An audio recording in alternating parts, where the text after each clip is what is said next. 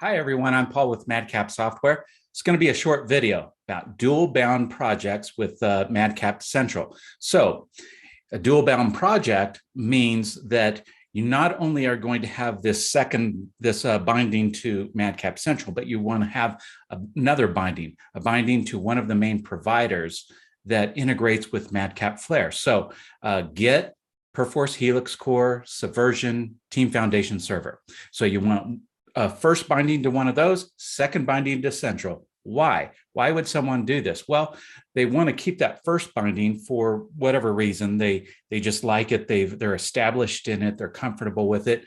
But they also want to have the second binding because they want to take advantage of things that are up in MadCap Central.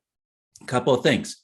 Number one, if you are using branching, because most providers, source control providers, has some system of branching, you just have to keep in mind that you can't get those branches up into Central unless you're bound to Central or Git. So if you're dual bound to Git and the second binding is to Central, you're good.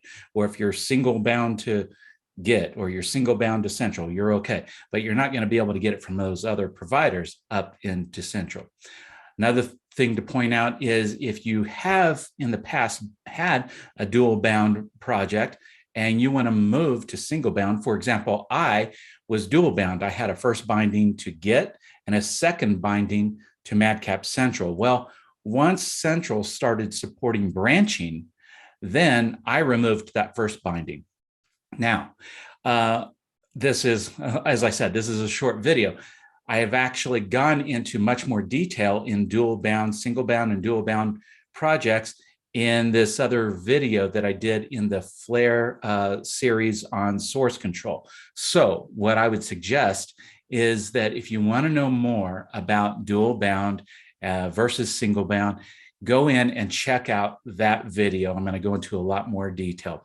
Otherwise, that's it for this video, and I'll just see you in the next one in this series.